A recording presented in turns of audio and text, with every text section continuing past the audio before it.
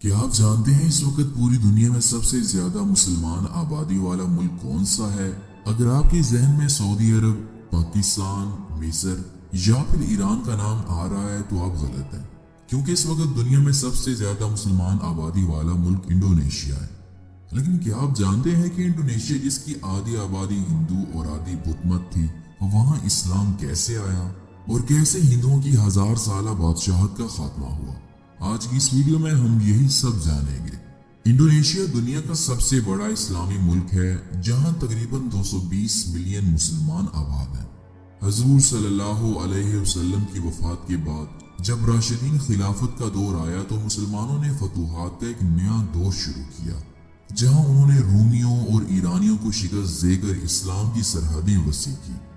मजीद फतूहात खिलाफत बनु उमैया के दौर में हुई, जहां मुसलमानों ने अफ्रीका से भी आके हस्पानिया तक हमले किए और वहां इस्लामी सल्तनत का झंडा लहराया।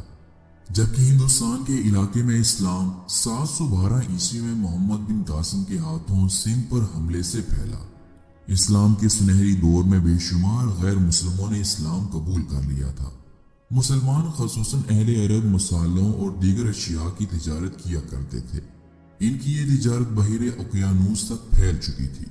7वीं सदी के शुरू में अरब ताजर हिंदुस्तान के मालाबार साहिल में तिजारती मराकज कायम कर चुके थे, जहां उन्होंने मुकामी लोगों में तबलीग का काम शुरू किया और जल्द इनकी तिजारत का रुख जनूब मशरकी एशिया की जानिब बढ़ गया, जहां से मुसलमान ताजरों और सूफियों ने इंडोनेशिया में इस्लाम की इशाअत में बहुत अहम किरदार अदा किया। अब्बासी खुलफा ने बहुत से ऐसे वफद भेजे जिन्होंने इस्लाम की तबलीग का काम किया। तबलीग का ये काम सैकड़ों साल चलता रहा और आखिरकार 13वीं सदी ईस्वी के आसपास इस्लाम सुमाट्रा के शुमाली साहिल में फैला और हजारों गैर मुसलमों ने इस्लाम कबूल किया और कुछ ही अरसे के बाद इंडोनेशिया के दीगर जजीरों और इलाकों में इस्लाम तेजी से फैलने लगा। यहाँ पर आप नाज़रीन को एक बात बताते चलें कि इंडोनेशिया में इस्लाम फैलने की कोई तारीख वाज़ेह तो नहीं है, लेकिन एक अंदाजा है कि यहाँ इस्लाम 11वीं से 12वीं सदी ईस्वी के दरमियान फैला था, क्योंकि इंडोनेशिया में सबसे पुरानी इस्लामी कब्र पर जो कुतबा लगा हुआ मिला है उस पर 1080 की तारीख लिखी हुई थी।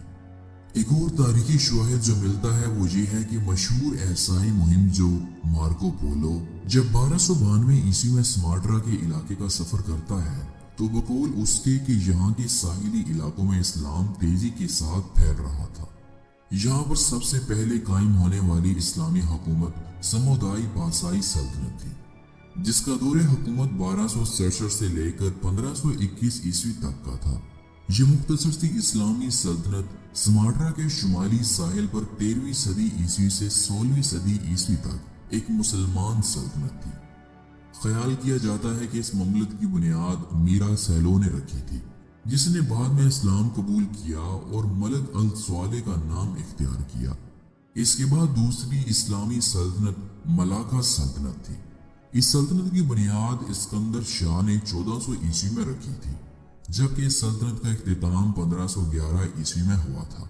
इस्लाम के फैलने की एक और वजह यह भी थी कि मुसलमान ताजरों ने यहाँ की मुकामी औरतों के साथ शादियां की और जो ताजर अमीर थे उन्होंने शाही घरानों में भी निकाह किया, जिससे कि इस्लाम मजीद फैलने लगा।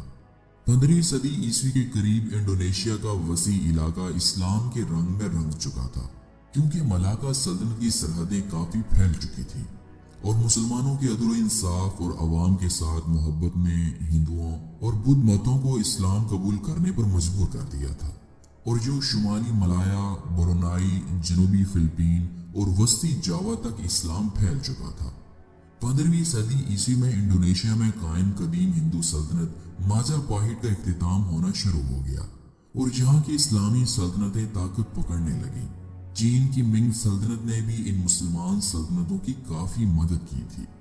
16वीं सदी के आखिर में यहाँ से माजापाहिट नामी हिंदू सल्तनत का मुकम्मल खात्मा हो गया और कसीर तादाद में हिंदुओं और बुद्धों ने इस्लाम कबूल कर लिया।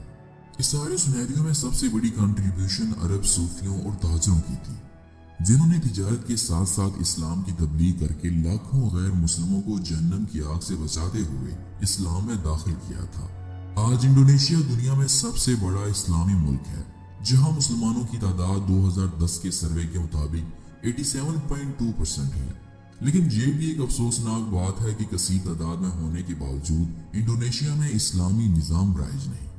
دوستو، یہ تھی انڈونیشیا کی تاریخ کہ کیسے یہاں بغیر کسی حملے اور جنگ کے تاجروں اور صوفیوں کے ذریعے اسلام پھیلا تھا۔